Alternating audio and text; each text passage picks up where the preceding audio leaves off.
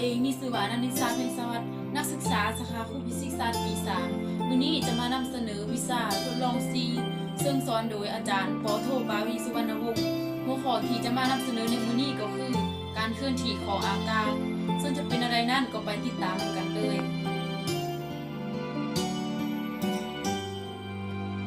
จุดประสงค์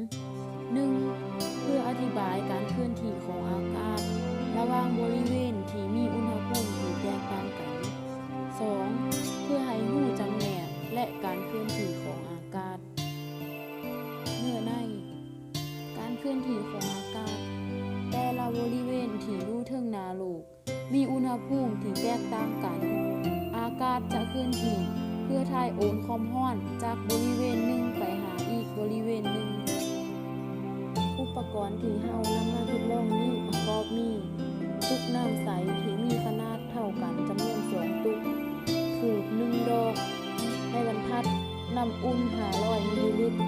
น้ำเย็น500มิลลิลิตรแผ่นยางพลาสติกใสไฟสายและกระไฟวิธีการทดลอง 1. นำเอาตุกน้ำทั้งสองมาตัดเจาะเป็นวงกลมตุกละ2หูโดยห่างกันประมาณ 7-8 เซนติเมตร 2. จากนั้นนำเอาแผ่นยางพลาสติกใสมาม้วนให้มีลักษณะเป็นวงกลมคือโถจำนวน2หู 3. พอกน้ำเย็นใส่ตุกที่1และพอกน้ำอุ่นใส่ตุกที่2รับน้ำจากเป็นตุกประมาณ5 เซนติเมตร จากนั้นให้ต่อตุกน้ำทั้งสองเข้ากันโดยการนำเอาพลาสติกทั้งสอง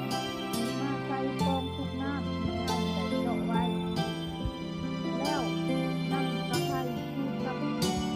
แล้วทุบใส่ให้โถเป็นอิฐปะไว้ระยะหนึ่งจากนั้นเอาไฟฉายมาส่องลงแล้วสังเกตความถี่จากนั้นบันทึกผลจากผลการทดลองเราสามารถสรุปได้ว่าเมื่ออุณหภูมิน้ำในตุกทั้งสองบ่เท่ากันจะเกิดการเคลื่อนที่ของอากาศเราสังเกตได้จากควันถูกซึ่งควันถูกจะเคลื่อนที่จากจุดปล่อยไปทางตุกที่บรรจุน้ำอุ่นจากนั้นควันถูกจะลอยตัวขึ้นและเคลื่อนที่ไปทางท่อด้านเทิงเมื่อสุดปลายท่อควันถูกจะเคลื่อนที่ลงลานดุมของตุกน้ำที่บรรจุน้ำเย็นจากนั้นเกิดการหมุนเวียนไปมาจากผลการทดลองและทฤษฎีเรารู้ได้ว่าบริเวณพื้นผิวโลกที่มีอุณหภูมิสูงอากาศจะยกตัวขึ้นส่งผลให้บริเวณนั้นมีความดันอากาศต่ำกว่าบริเวณโดยรอบและในทางตรงกันข้ามบริเวณพื้นผิวโลกที่มีอุณหภูมิต่ำอากาศจะคงตัวลงเฮ็ดให้ความดันอากาศสูงกว่าบริเวณรอบเมื่อความดันอากาศระหว่าง2บริเวณที่แตกต่างกันจะเกิดแห้งที่เฮ็ดให้อากาศเคลื่อนที่ซึ่งเราเอิ้นแห้งนี้ว่าแห้งที่เกิดจากความแตกต่างของความดันอากาศ